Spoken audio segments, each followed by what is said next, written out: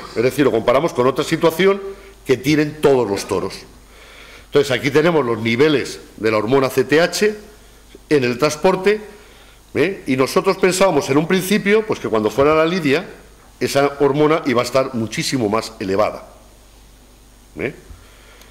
Y comprobamos cómo realmente disminuye significativamente los niveles de esta hormona después de la lidia. Estas muestras son después de la lidia, en el desolladero. Vemos cómo veíamos que sí que hay diferencias entre la respuesta de los novillos y de los toros. El novillo, al ser un animal más joven, más brioso, más impetuoso, tiene más liberación de hormonas que un animal más adulto, más calmado, como suele ocurrir en cualquier especie animal y en humano. Entonces, si la CTH, que es la hormona que controla el cortisol, estaba más elevada en el transporte y disminuida en la lidia, el cortisol, la imagen tiene que ser igual. Y como vemos, en el transporte aumenta muchísimo y es exactamente casi igual la imagen que la que veíamos anteriormente.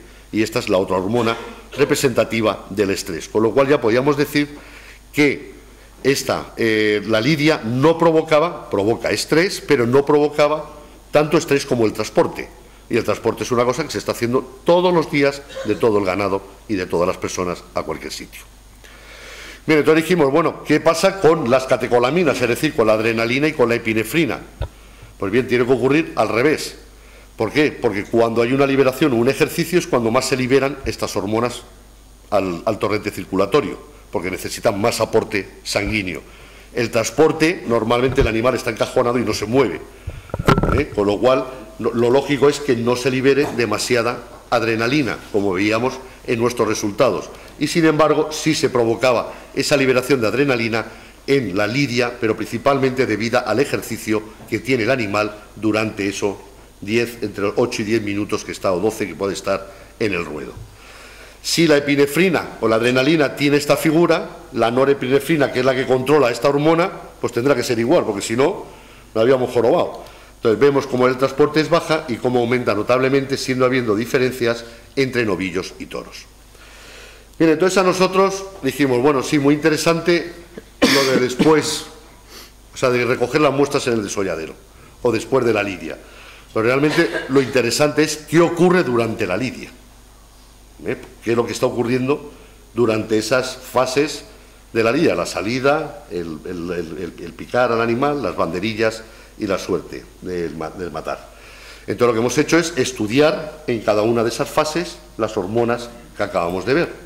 Y aquí tenemos la hormona adrenocorticotropa y como vemos perfectamente lo que hablábamos al principio, la salida al ruedo para el animal, y luego baja significativamente y escalonadamente esa hormona. Esto en un humano tardaría en bajar estas concentraciones aproximadamente 2 horas y el animal las está bajando en 10 minutos. Es decir, la respuesta del animal frente al estrés es instantánea y responde rápidamente para controlar ese estrés que ha sufrido por la salida al ruedo. Aquí, tengamos en cuenta que aún no se le ha hecho nada al animal. Bueno, sí, le han puesto la divisa, es lo único que le han hecho, pero realmente no se le ha hecho más. Y sin embargo, cuando todo el mundo pensaba que después de la puya iban a tener más estrés, fíjense cómo bajan notablemente las concentraciones de esta hormona. Y siguen bajando después de las banderillas y siguen bajando después del estoque. ¿Por qué? Porque ya el animal, el terreno lo tiene controlado, el olor le es perceptible y él ya ha asimilado que ese es su terreno al cabo de 10 minutos, con lo cual ya no tiene tanto estrés. Si ocurre esto con la CTH, pues lo mismo ocurrirá con el cortisol, que es la hormona que él controla. Vemos que exactamente es la misma imagen, con algunas pequeñas diferencias en el caso después de la puya que en el caso de la CTH. Bien, entonces una vez visto esto dijimos, bueno, pues sí, ya hemos demostrado, podemos demostrar que el toro no tiene ese estrés como la gente puede creer o nosotros mismos creíamos. Porque realmente todos estos resultados hemos estado casi 10 años, lo puede decir José Pedro, sin sacar nada porque no nos los creíamos nosotros. Entonces esperábamos a la siguiente temporada para repetir muestras, a recoger más muestras, y claro, ya llega un momento que dice, bueno, si yo ya llevo más de 500 animales y en todos ocurre lo mismo, pues esto es que es así, no hay más. Entonces dijimos, bueno, lo comparamos con el transporte, pero también nos interesaba compararlo con otras suertes que tienen estos animales. Entonces lo que hemos hecho es comparar el transporte, la lidia de rejones, los festejos de recortes y la lidia portuguesa, que como saben todos es diferente a la lidia tradicional española. Entonces, para ver qué resultados obteníamos comparando si había más estrés o menos estrés. Entonces veíamos que con el transporte, pues como siempre, hay muchísimo estrés. La lidia disminuía notablemente ese estrés. Los rejones comenzaban a aumentar el estrés frente a la lidia. Los recortes, que no se le hace nada al animal, aumentaba el estrés frente a la lidia. Y en la lidia portuguesa aumentaba aún mucho más ese estrés. Bien, todo esto tiene su explicación. Bien, la explicación es la siguiente. Ese estrés, o eso que estamos midiendo, es porque en el caso de los rejones, el animal corre mucho más que en el caso de la lidia. Según los estudios del profesor Purroy, en la lidia tradicional el animal está 3,8 minutos corriendo, en rejones está 5 minutos corriendo, con lo cual esa diferencia es un desgaste superior del animal, con lo cual libera muchas más hormonas para suplir ese desgaste. En los recortes ocurre lo mismo. El animal corre aún mucho más, porque corren aproximadamente casi 7 minutos, le están chillando, azuzando y llevándole de un lado para otro todo el rato, con lo cual es más estrés y mayor liberación por ese desgaste físico que tienen. O sea, realmente el físico en la lidia no influye mucho comparándolo con los rejones y los recortes.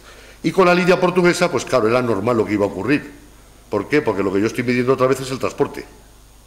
Luego, como no le matan en la plaza, con lo cual, lo que estoy midiendo es otra vez, porque yo esa sangre la he recogido luego en el desolladero, que es el donde la han llevado. Estos animales que están aquí, muchos de ellos son animales que nosotros estuvimos en la corrida un viernes por la tarde y les dejan con las banderillas puestas hasta el lunes, porque no hay mataderos ni sábados ni domingo. A no ser que el ganadero lo pague. Y hay muy pocos ganaderos que lo pagan. Porque claro, eso le incrementa mucho el coste de los animales. Entonces lo que hacen es, esperan sin agua y sin comida durante 48 horas y luego les meten en un camión 10 horas para sacrificarlos. Yo particularmente, a mí me parece una barbaridad, lo de la lidia portuguesa. Porque sí que realmente el animal creo que tiene mucho más estrés y realmente estar 48 horas con las heridas de las banderillas abiertas y sin curar, pues no tiene que ser muy agradable. Pero bueno, nosotros lo comparamos, aquí tenemos el cortisol, ahora he cambiado, la ACTH, que era la hormona hipofisaria, como vemos es exactamente lo mismo, aún se ve más aquí aumentada la lidia portuguesa, los niveles de esta hormona. Bien, eso en cuanto al estrés. Entonces vimos, como hemos visto en la cascada, en nuestros estudios vemos que el estrés está muy relacionado con el dolor, y sobre todo en la lidia, que hay momentos muy llamativos de provocar dolor al animal. Entonces dijimos, bueno, vamos a intentar estudiar un poquito todo esto, que son mecanismos muy complejos, ya lo digo de primeras, estudiar un poquito el dolor. Entonces traigo aquí a colación estas dos definiciones. El dolor, según la Real Academia de la Lengua, dice que es una sensación molesta y aflictiva de una parte del cuerpo por causa interior o exterior, y sufrimiento, que según la Real Academia de la Lengua es padecimiento, dolor y pena. Es porque normalmente, ya lo he visto en las noticias también, todos los periodistas lo ponen, que el profesor Hillera dice, o el doctor Hillera dice, que el toro no sufre. Yo nunca hablo de sufrimiento, hablo de estrés y de dolor, porque el padecimiento yo no puedo medirlo, y la pena tampoco, con lo cual el sufrimiento no lo puedo medir. Yo ya, si sufre o no sufre el toro, mi opinión es particular, pero yo normalmente hablo de estrés y dolor. Lo que pasa que yo entiendo, los periodistas vende más la palabra sufrimiento, el toro no sufre, que decir, el toro no tiene tanto dolor. Eso queda como más ridículo, entonces ellos ponen la palabra sufre, pero yo lo digo porque es una de las cosas que me achacan los antitaurinos, que hablo de la palabra sufrimiento y que esa es una palabra, algo que científicamente no se puede medir, y llevan razón, no se puede medir, pues yo no puedo medirlo. Entonces, quedando claro eso, vamos a ver un poquito lo que ocurre con el dolor. Cuando se produce un estímulo doloroso, al igual que en el caso del estrés, llega a la corteza cerebral y aquí ya sí que se produce la liberación de una hormona. Antes veíamos que eran comportamentales, pero aquí sí se produce la liberación de una hormona que es la proopiomelanocortina. Esta hormona, este aumento de la liberación de esta hormona incide sobre la hipófisis para que se produzca un aumento de esas dos hormonas que veíamos anteriormente, la cascada del estrés, que son la beta-endorfina y las metaencefalinas. La propiomelacortina los sajones le llaman la hormona madre porque produce todas estas hormonas que tenemos aquí debajo. Es decir, la CTH, que estaba implicada por el estrés, la provoca la propiomelacortina, las betaendorfinas, las metaencefalinas, las lipotropinas, todo lo que son hormonas relacionadas con el dolor provienen de esa propiomelacortina. Bien, entonces, normalmente, ¿qué es lo que ocurre? Pues cuando hay un estrés o un estímulo doloroso, lo que se provoca es la liberación de esas hormonas, y esas hormonas lo que hacen es ir bloqueando receptores de dolor. Los receptores de dolor están situados por todo el organismo. Donde más hay es en la piel. Hay órganos que no tienen casi ningún receptor de dolor, por eso se le llama dolor referido. El hígado no duele, duele en otro sitio, porque no hay receptores de dolor, pero en la piel hay muchos. Entonces esos se van liberando, se van llenando por esas hormonas. Cuanto más receptores tenga yo bloqueados, pues lo que hago es ir aumentando el umbral de dolor. Cuantos más tenga bloqueados, menos dolor voy a sentir yo. Entonces lo que nosotros hemos hecho es medir esas hormonas, la propiomelacortina, la betaendorfina y la metaencefalina. El único problema con la propiomelacortina es que solo hemos podido medir al principio y al después. No lo hemos podido medir las diferentes fases de la lidia porque no tenemos dinero para poder hacerlo. O sea, pues vamos a ser sinceros, pues así es una hormona. El anticuerpo cuesta para 100 muestras 2 millones de pesetas. Entonces, para hacer 4.000 toros necesito muchísimo dinero y no lo tengo. Pero poco a poco se irá haciendo, eso está claro. Entonces vemos cómo en el transporte no hay dolor. Puede haber, porque se den una coz o porque se hagan daño contra las paredes, si hay una pequeña liberación de propiomelacortina, y en la lidia hay una gran liberación de esta hormona. ¿Qué ocurre con la betaendorfina? Pues lo mismo. Aquí está la imagen al revés que veíamos del estrés. La salida al ruedo no provoca ningún dolor, un pequeño dolor por la divisa, en donde se pone la divisa. Entonces se libera muy poquita hormona, y justo donde se produce la gran liberación de betaendorfina es después de la puya, como es lógico, eso era lo lógico. Luego después sigue aumentando, pero ya no es tanta la liberación después de las banderillas y después del estoque. La gran liberación se produce después de la puya de esta hormona. Lo mismo va a ocurrir con la metaencefalina. Al principio la salida al ruedo hay muy poca, y posteriormente, como vemos, aunque ya aquí hay menos diferencia dependiendo de las diferentes fases, pero después de la puya es cuando se produce una gran liberación de esta hormona. Bien, entonces, ¿qué ocurre? Normalmente los antitaurinos me achacan que yo lo que estoy midiendo es estrés y no dolor, porque como se liberan en el estrés estas dos hormonas, se creen que yo las estoy midiendo. Pero vamos a ver, si fuera estrés y no dolor, nosotros hemos dicho que la salida al ruedo, cuando veíamos